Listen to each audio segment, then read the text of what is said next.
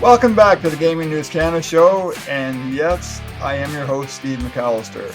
Some 3 years and 6 months into the regulated sports betting and online gaming market in Ontario, it feels like the market has settled in with 50 operators and only some minor rumblings about imminent departures from one of the world's most competitive jurisdictions. At the same time, we know there are operators still doing the necessary due diligence to join the iGaming party in the province. That would include High Roller Technologies, which earlier this month released its latest financial results. On a call with investors, the company's leadership also reiterated its plans to bring its product to Ontario before the end of the year. And yes, I'm sure Alberta also came up in that conversation as well. So it's perfect timing for us to be joined on the podcast by the CEO of High Roller Technologies, Ben Clemes, and the business's Chief Strategy Officer, Seth Young. Hey guys, so good of you guys to join us from Las Vegas. And Ben, I'll start with you. Welcome to the podcast, and thanks for being with us. Thanks, Dave. Great to be here. I really appreciate it. Hey, you guys, we've been talking, I think, probably for three months now, waiting to get you on the podcast. And as I mentioned, the timing is pretty good, Seth, around the latest financial results. But I just wonder, it just feels like this summer, or it's almost like the sports calendar now. There was once upon a time, there was kind of a quiet season on the sports calendar where you could get away from the TV and the box scores for a couple of weeks. And that's no longer the case. And it kind of feels like that with the gaming industry where, at the Toronto Gaming Summit back in June, you talk to people and you're thinking that maybe things will shut down for a couple of months. And it seems that hasn't been the case this summer. And I get the impression, just reading all the press releases, that's been the same story for High Roller as well. Yeah, exactly. No, there's been no downtime. We've just been working our way through a lot of really great things happening in the pipe at High Roller. And no rest for the wicked, I guess. It's incredible. You mentioned 50 plus operators in the Ontario gaming market, yet we're still interested in coming in. It's the 6th largest regulated market in the world, which your viewers likely know. Fastest growing market over the first 3 years of its ramp, as opposed to any market in North America. You might ask I'm going to ask a question you haven't asked yet, but you might ask the question, why would we want to come into such a highly competitive market? And we have such an amazing team, amazing product, belief in the High Roller brand. I mean, you look at this brand, and for me, it's intuitive. It's one of the only brands that I've ever seen where you don't have to tell anybody what it is. And it's an online casino. I think it's really going to resonate with the Canadian consumer. We're so excited to be entering the market. Hey guys, let's maybe just pick up on there, Ben, what Seth said about getting in, what some people might say late to the Ontario market, but there's a reality in North America right now. This topic we talk about often on the show, and that's I think there are only 7 states right now with regulated iGaming. It appears it's a real challenge to kind of push that peanut up the hill and get more states on board. And Ontario remains open for business. And I think when we talk to operators and suppliers and other people in the industry, there's a hope. And we mentioned Alberta. And I think there's also a feeling that other provinces are going to come on board eventually and offer more competitive industries. But I just wonder, is it kind of a combination of all those things that inspired High Roller to get involved in the process and to get a license in Ontario? Yeah, I mean, it's a great market. The Canadian market in general is an educated market. They're not just familiar with online casino. I mean, as Seth said, we have an amazing brand. We've been operating outside of Ontario for a period. We know the Canadian customer really well. We've got great technology, allows us to scale.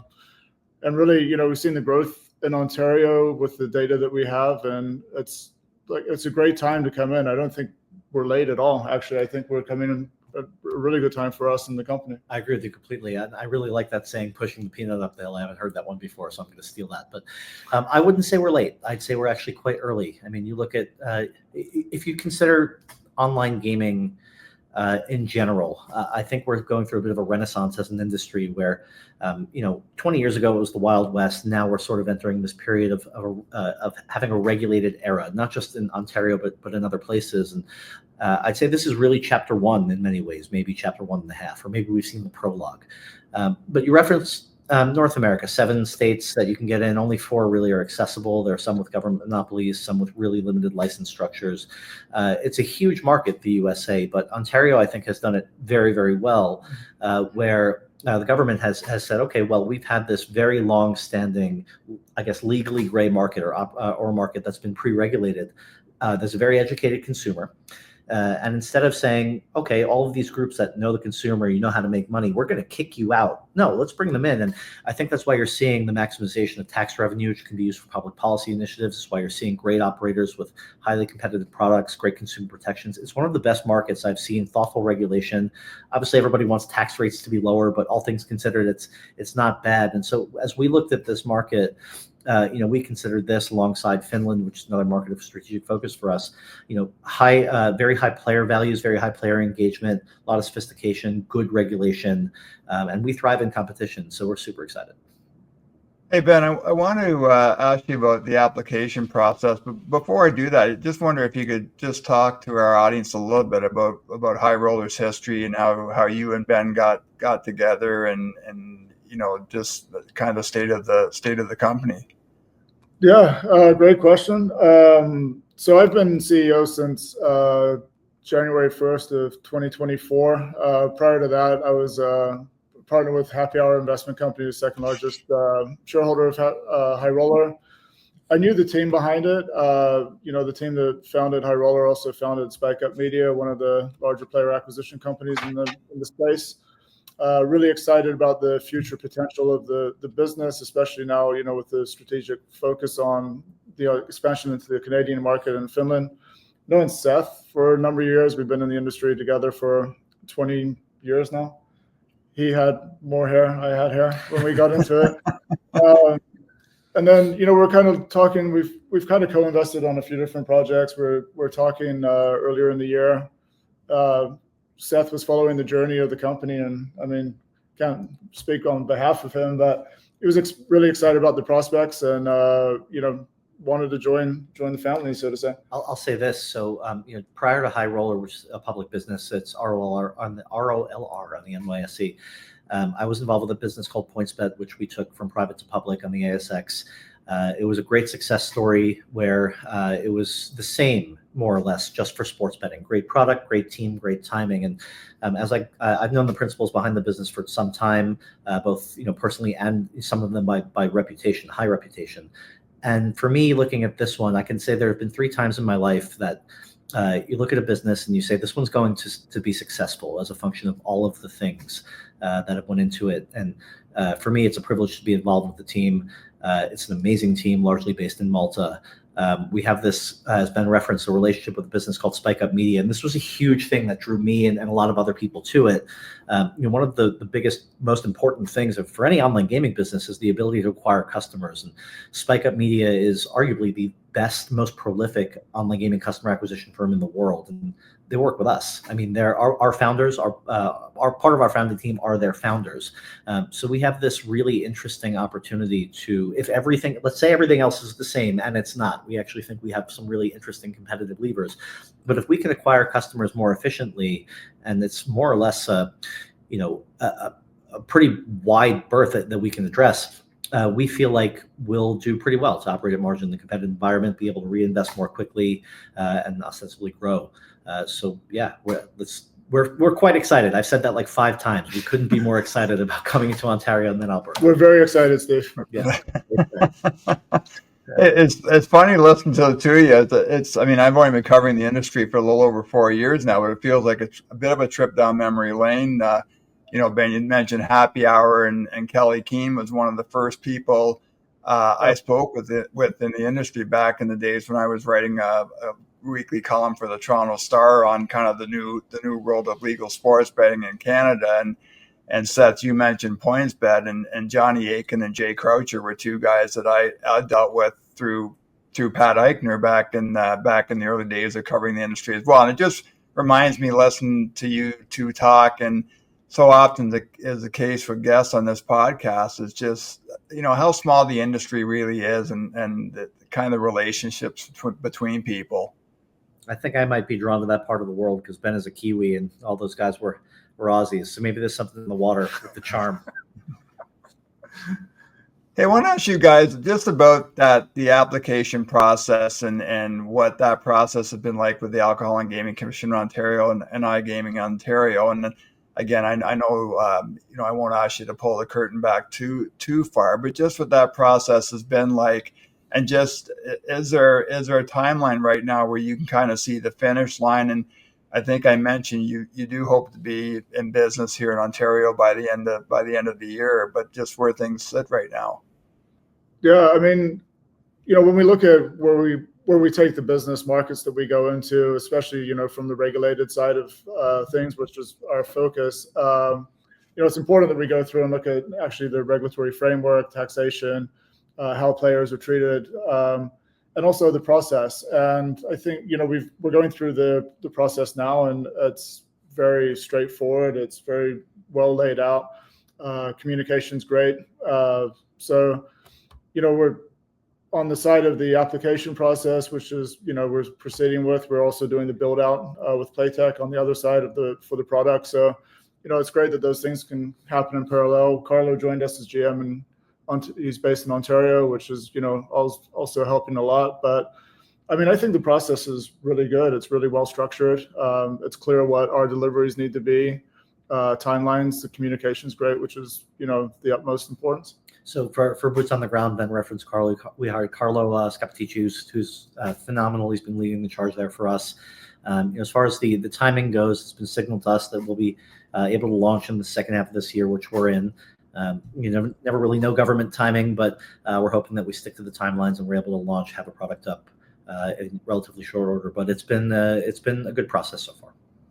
Yeah, Ben, you mentioned Playtech, and I know, like I said, it felt like for a while there's almost press releases coming out every week from the company, and I think XPoint's on board as your geolocation partner, Connectify is on board as your AML partner, and I think you're using Check-in for ID verification. So I guess this is all part and parcel of getting ready to launch here. Yeah, I mean, also a lot of good friends that we have in the industry that we've worked with over the years. So I think that takes a lot out of the the discovery phase. Like, we know who we want to partner with. We know who's really good in the market. When we call game suppliers, for example, and payments, and say we're going into the Ontario market, they're excited. They're there to support us and expedite the process where they need to, and just really excited about the high roller going into the market in general. Yeah, we're working with a lot of great vendors, and I think part of the reason that we're drawn to them, they're drawn to us, is we've been involved in the industry for upwards of 20 years now, and this is an interesting company in the sense that it's new. It's a relatively new venture. We're an emerging business, but it's not our first rodeo. Right, so we've had success in past businesses, in plenty of markets, and it's been wonderful to be able to work with some of the people that we like and trust. And we'll likely have plenty more announcements as we continue our journey as a young public business, in particular. But yeah, very, very optimistic about our prospects for success in the market. Hey guys, because you're in Las Vegas and you've got a pretty bird's eye view of the American gambling market right now and what's going on. I just wonder, the fact that you do have that stability around the tax rate in Ontario. I mean, how important is that to a business like High Roller, especially one that's listed on the stock exchange? Yeah, it's really important. Obviously we don't just go into markets. There's a lot of modeling, forecasting that goes into it. To have that sort of confidence that the taxation rate is going to stay and the regulations stable is hugely important. It's one of the things that attracted us to Ontario. One of the things that's pushed us away from other markets we've looked in the past, because you don't want to be in a situation where you're paying 20% tax one day and 50% the next, and you've built a business on the other regulatory requirements. So part of the reason that we've focused on our operations towards regulated markets is to have stable revenue streams with with barriers to entry that ensure that a business like ours, we're effectively surrounded by people who are working with the same standards, and it's a trusted, credible environment. But to your point, like you look at the United States, and it's effectively 50 different countries within a country when it comes to developing gambling law. And well, you might have Pennsylvania, which has a crazy high tax rate, 54% for slots. Different structure for tables, I think it's 12, 14%. Different structure for poker. Then you look at New York, which is 51% for sports betting, and then you look at New Jersey, which is in the mid-teens, but taxes have gone up. It's hard. It's really hard to build a business in some ways there. Then you have in some states market access deals where you have to make a commercial arrangement on the back of that. So it's an additional cost off of the top line. At some point, it becomes really tough to actually model out success when you have so much cost coming out, and that starts compromising the user experience. It starts leading to other issues. And to look at Ontario, which has a competitive environment, a really by all accounts so far a successful ecosystem, we're excited about that. Doesn't mean we won't be opportunistic or interested in expansion into the largest regulated market in the world, which is the United States, or other places like Latin America. But when you talk about stability, we like what we're seeing in Ontario. I also think it's worth noting, with the Ontario framework and it being a success, and then you look at, Alberta, which we're excited coming up as well, they're following the same playbook. It's not, they launched a regulatory framework in Ontario that was really bad, and we've got to change the playbook for other provinces in Canada. They're following that playbook, which also, helps us as a business. And to dovetail that, Steve, is, you look at Canada more widely, and you have this market's been around for 20 plus years already. You have an educated consumer, and for us, that's interesting when you say late to the game, or we don't feel like we're late to the game, but we have a product that's sophisticated. I mean, we have one of the widest game libraries in the world with over 5,600 games. There's something for everybody, and the consumers know what a good product looks like. So when we come in with a slick, fast, intuitive product, great brand, a huge game library, and an opportunity to innovate, as a result of Ben's affiliation with Happy Hour and their wide investments across the market, my own, other people involved with the companies, where we like. It would be a great opportunity for us to introduce interesting things to a consumer that we don't have to spend 3-4 years educating about what online gaming is. Yeah, and I'll just add too, guys, that it really, with regards to the late to the game phrase or comment, again, this is an industry that's going to be around for a long time. This open market, as I mentioned off the top, is not even 4 years old yet. So, and this is a fast changing business. And, it's interesting when this market launched in April 2022, back when we were doing these weekly shows on I think Twitter Spaces, we were talking about consolidation right off the bat, and who was going to, the big fish were going to swallow up the small fish. And yeah, I think we've literally had less than half a dozen operators leave in the 3+ years the market's been in place here. And as I mentioned off the top too, we've heard that along with High Roller, there's 2 or 3 operators that are still going through the application process. And so I do think this is a marathon, and it's an industry that's going to be around for a long time. And as you point out, Seth, I mean, Canada does have a fairly long history already in terms of regulated gaming. Well, if you look at the market, you look at the composition of operators in it. We say this all the time. Nobody really plays for second place when they come into a market, but it's not bad being in 10th either. Not to say this is not to suggest anything, but look, if you using an easy number, and we've said this, I think we said this on the earnings call, we're addressing between Finland, Ontario, and Alberta as a company about a $4 billion annual revenue opportunity. And if one believes with our incredibly experienced team, our technology, our partnership with Spike Up, that we can achieve a 5% market share across these markets, it's a $200 million top line business, providing a great entertainment experience. And if you're operating at, say, a 20% EBITDA margin, it's $40 million. And we're a public business that trades at between a $20 and $30 million market cap now. I guess you can do the math. So it's fairly straightforward to see the upside for a company like ours. From a corporate perspective, and that's 5% of 2% of the global opportunity for online gaming. So This is a great market for us to really focus on. We believe we'll be great here, provide an amazing experience for the Ontario consumers and the Alberta consumers, and then use that as a ballast for our expansion into other markets. Ben, I do wonder if there's an advantage with coming along a little bit later, in that we saw, really aggressive advertising and marketing spend when the market launched here in April 22nd. I mean, obviously it was great news for the media companies, especially coming out of the COVID-19 pandemic. But we've seen that settle down. I think we've seen a shift in the advertising and marketing spend, where it seems to be fewer dollars spent on sports betting now, and more money spent on iGaming, which makes total sense, given that I think about 88% of handle in the market here is on iGaming products. But is that a valid comment that you don't have to come in and spend like drunken sailors to compete? I think Seth loves to talk about the subject, so I'm not going to take the breath away from him on the spike up side of things. But I mean, we've seen this in other markets, right? We saw that when we were operating with years ago when Sweden opened, and then there was this huge influx of licensed operators, CPAs, and marketing costs skyrocketed. We actually pulled our marketing spend out for the first 4 or 5 months to let it sort of settle down. Also, when regulation comes in, there's new learning experiences new journey experiences for the customer, more information taken on registration and things like that. So, it's a customer base that's been really educated. Also, since the market opened, there's been a very big shift in sort of player acquisition from, I guess, more of the above the line to more of a, focused, structured digital space, where Seth, who's bouncing up and down on the chair next to me, will want to get out.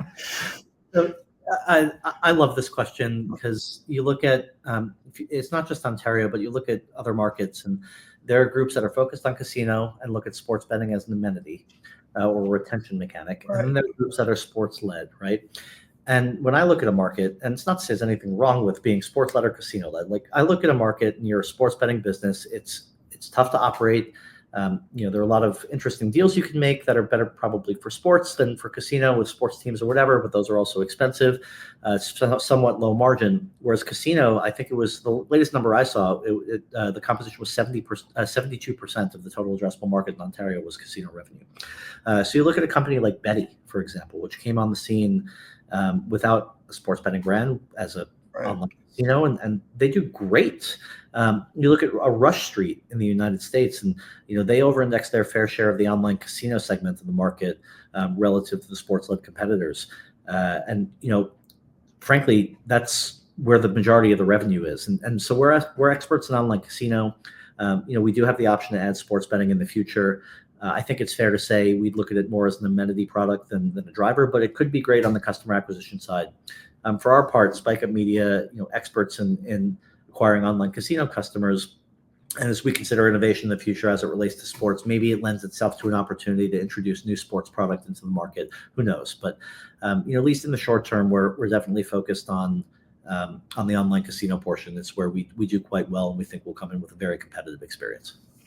Yeah, and I think in fairness to those operators back in 2022, guys, that there, was the busy sports season, and of course, as you both know, we're hockey crazy here in Canada, so the market launched right around the same time as the Stanley Cup playoffs, and as I mentioned earlier, we were coming out of the pandemic, and TSN and Sportsnet, the two major sports networks up here, they were quite happy to take that money from operators and try to integrate sports betting into sports media content. And again, that was, done with varying degrees of effectiveness. So, I mean, there were certainly, I don't want to sound like I'm dumping on the operators for stupidly spending money, because there was a rationale to do that given the timing. You mentioned Betty, Seth, and I just wonder, like, we've had Justin Park and Shavdar Dimitrov on the podcast, and we've talked about kind of Betty finding their way through the industry, and I think that fits what you guys talked about earlier. Is that you don't have to own the market or the greatest share of the market to be successful, and I think Betty appears to be proving that. How do you where do you kind of see, like, what is your niche, or where, how do you guys see fitting into the marketplace? And it's a question I've asked a lot in the podcast this summer because, um, it's such the online casino thing is so competitive. There's so much product out there and so much similar product. Like, how do you differentiate yourself? It's a great question, and it can be answered in so many different ways. But I think, maybe you think this is a cop out, maybe it isn't. But our brand is so strong. I mean, everybody sort of wants to be a high roller. A lot of people want to think of themselves as a high roller. So it's, for us, we do extremely well on the VIP side. But because of the wide portfolio, because of I guess aspirational proclivities from gamblers, I like to gamble. I understand what it is to want to be treated well. I think anybody would say the same. So you look at a product like this and a brand name like this, and we think that does matter, right? So if we have really interesting content and we display it the right way to our consumers, we use the great technology behind us and a lot of AI that we leverage to personalize an experience the right way. We think it'll just be a very intuitive, easy experience, right? We're also focused on fast in and out payments, which we know builds trust and credibility. Everybody wants to get paid when they win. And we have in other markets, and maybe in Ontario in the future, a multi-brand strategy where we can potentially introduce more brands. If we see brand A is doing quite well with this cohort or two, brand B may do quite well with this one. We can hit all corners of the market in different ways based on our operating strategy. Do you want to add anything there, Ben?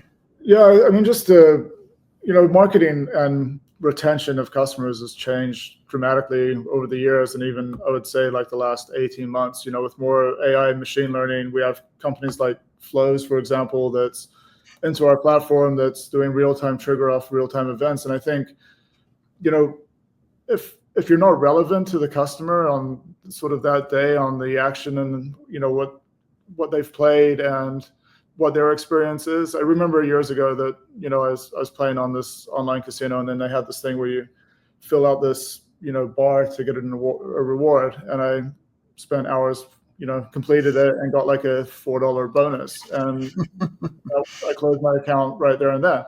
I don't, like, customers don't want to get free spins on games that they don't play. They don't want to, get a retention campaign a week later after they've already, they stopped playing. So, using the technology that we have to be as relevant, not only, from the customer experience, but actually just what's happening in the market and what's happening in the, in the world. Like, I think, you can tie in so much of, what's actually impacting people into their play experience and their entertainment experience. Like, we are in an entertainment industry, and, that's our job to entertain the customers outside of the great casino games and content that we have.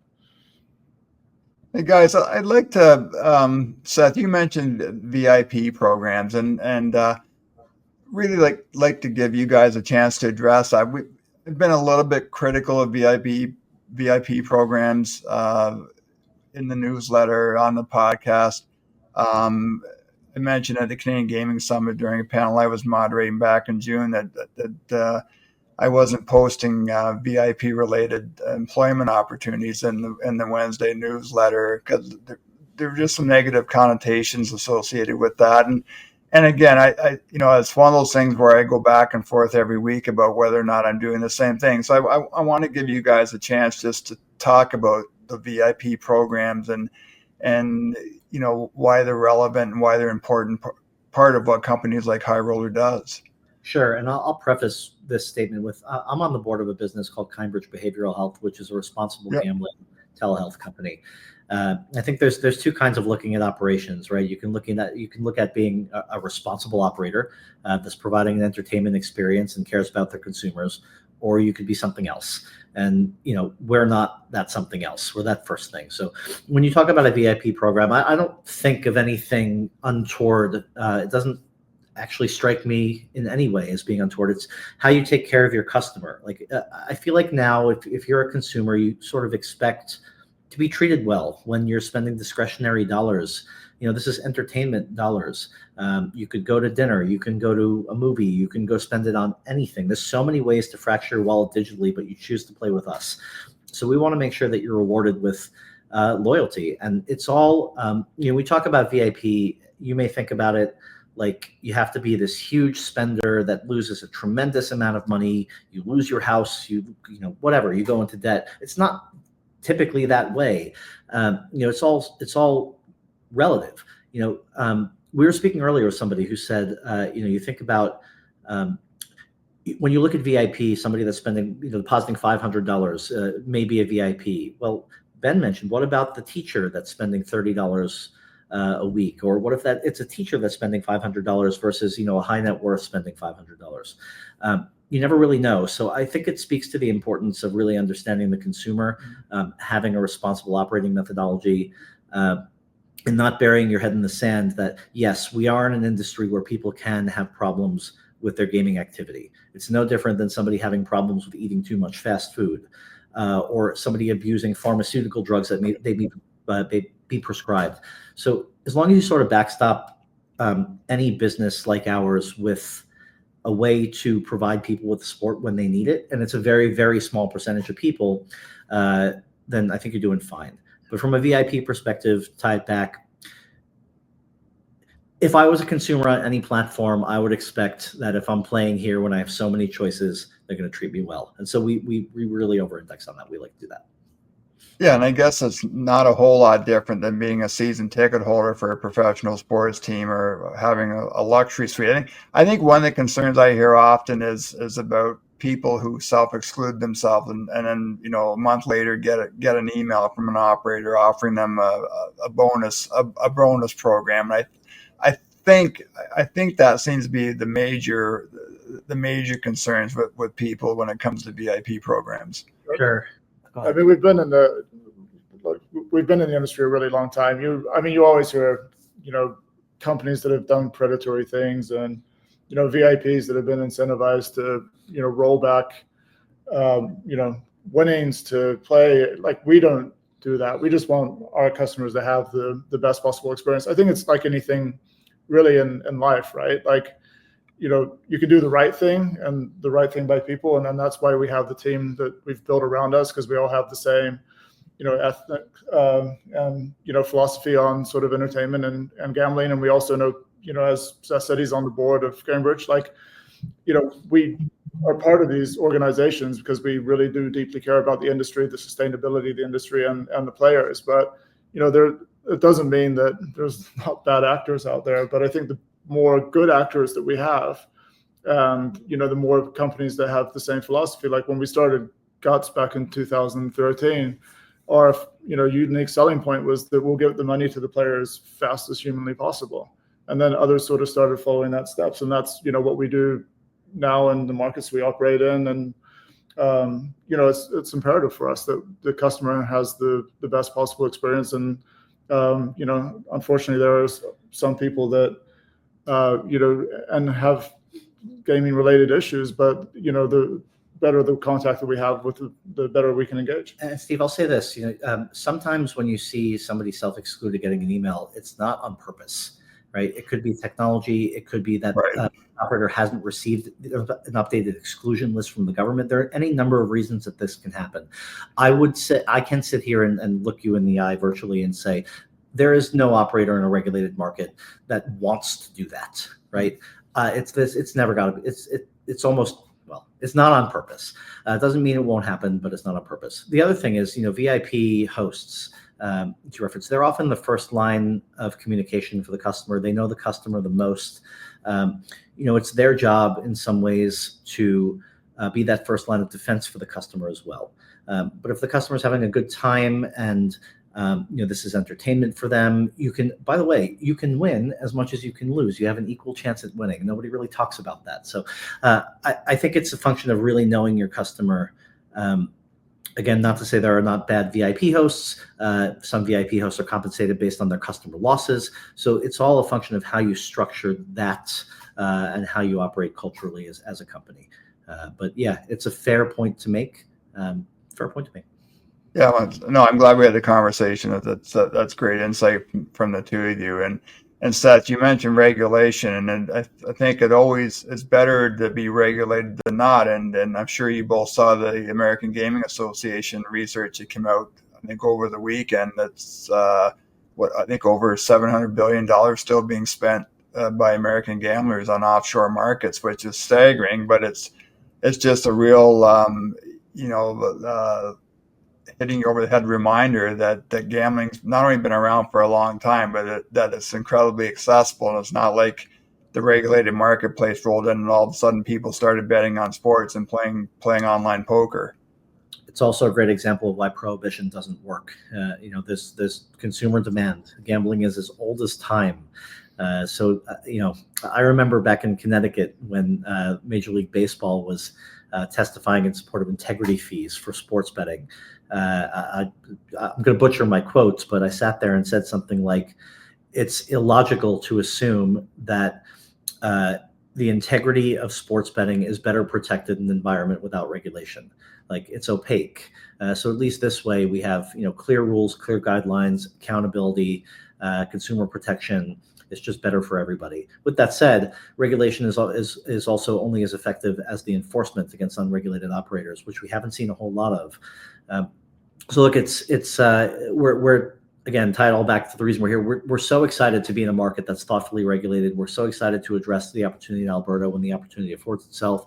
We've heard murmurings of British Columbia potentially opening up the market. Having a single operator lends itself to having a non-competitive environment. It doesn't optimize tax revenue for the province. So all in, we think that Canada is actually being quite thoughtful about how it approaches the gambling and sports betting market.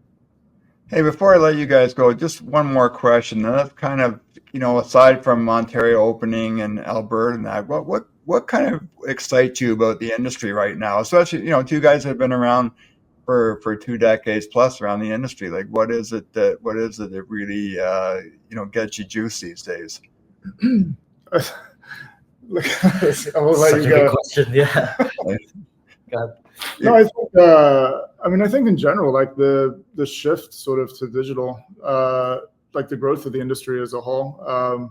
We see regulation happening in more and more countries globally, and I think also with the advancements of technology, like I think we can engage with customers much better than we could 4 or 5 years ago, and I think also with the development of new game content, new verticals as well. I think it's a really good shift. Ben is one of the best product people I've ever seen. Amazing operator. We're both huge nerds for product. So I think, being in the gaming business for 20 years now, you've seen how technology has evolved and how that's made process internally more efficient. So from a business perspective, I guess I get excited about all of the optimization and efficiency that's been found, on the operating side. On the consumer side, I've also been quite excited about all the new products that have been integrated. So we're sort of entering this era where there's a lot of commodity product. A lot of products can look the same, and operators now, are focused both on expansion but also vertical integration. Depending, I've always been drawn to sort of the bleeding edges of the market as it relates to product, kind of new products, innovative stuff, whether it's even compliance technology, but payments. Great example is in Finland, there's a semblance of pay and play for banking. So in the US, we don't see this. In the United States, you do your KYC as a customer first. You enter all of your personally identifiable information, and then you pay. It's a high friction process, whereas you look at a country like Finland, which is quite progressive, you can actually do the KYC with your bank, and it's a shorter onboarding for the same result. I guess in that vein, I think we're also quite bullish on prospects for crypto in the regulated gambling market, which lends itself to faster payments, higher consumer trust. So much exciting. The best part about the gambling industry is that it's so dynamic. Yeah, and that crypto. Yeah, go ahead. Sorry, Ben. No, I mean, there's also been a shift as well. Back in years ago, it was like you have to build everything, like everything has to be in house, and then there's been a shift of Fluid, for example, which is a friend of mine started up. He said, I just want to have the best cashier. I think, and then he's got a team, amazing team, and it's, they're building the best cashier. And it's like, okay, we'll just buy that because all you're going to do for your life is focus on having the best cashier for the customer experience. And there's other companies like that out there that are really innovating in sort of micro spaces in the gambling industry that it's incredible. And, I think that's also, being agnostic to what sort of technology, as long as it has the best, end user experience is, really exciting for me. 100%. Hey, sorry, Ben, just quickly, I mentioned that was going to be the last question, but just two quick follow-ups. Just one, do you mentioned Carlo being in Ontario, do you see having more people work out of Canada? And then secondly, just on the AI thing, because again, AI seems to come up on every podcast I do right now. Kind of what is the biggest opportunity for you as a product geek around AI? Yeah, on the Carlos, yeah, we're going to scale out people in Ontario. It's one of the philosophies and actually one of the strategic initiatives. Like with Finland, we have an amazing Finnish team, some within the country, some based in Malta. North America team with Carlo heading up in Ontario. I don't think you can't enter a market if you don't have like the local champions and the local expertise. It's just, I mean, I think that's why people fail. Actually, they need to know what's going on in the environment. They need to know, what social impacts are happening, and things to be excited about. And then AI. I mean, I think we, started using it more like machine learning's kind of, subset of AI. We started using machine learning a lot within the company some years ago with regard when we built out our own tech stack. Automating like functions that were, I mean, I don't want to use this word, but kind of monkey work, where you have people like punching payments and doing documents. Now, we can automate that to a high degree. Then we can hire people into areas with, bringing a lot of value into the business. But I think, overall, on the AI side of things, we're also using it substantially on creative development. We have an amazing design and development team, but, why spend hours doing something like on creating material when AI can do it? And, if you've got somebody, Andreas is our head of design, he's incredible. Somebody that's overseeing that process, making sure that the quality is there when it gets spit out. I think that's like super exciting right now is just what can be done. And, I think there's two sides of the fence, like the people that embrace AI and say like, we can actually use it to enhance the product and the user experience, and those that are fearful of it, and as a company we completely embrace it. That is Ben Clemes, the Chief Executive Officer of High Roller Technologies. Seth Young is the Chief Strategy Officer. Hey guys, really appreciate you guys taking the time to do this. Wish you success in getting across the finish line with the application as quickly as possible, and look forward to see you opening your doors for business in Ontario before the end of the year. And we'll get you back on the podcast once you guys are up and rolling here. Sounds great. Thanks for having us, Steve. Really enjoyed it. Thank you, Steve, so much. Thank you, guys. That's it for this episode of the Gaming News Canada show. As always, you can find us on Substack at gamingnewscanada.ca and also on the various podcast platforms. If you'd like to sponsor or advertise with Gaming News Canada, please email me at steve@gamingnewscanada.ca. Thanks again to Ben Clemes and Seth Young for joining us today, and we'll see everybody again very soon. Thank you.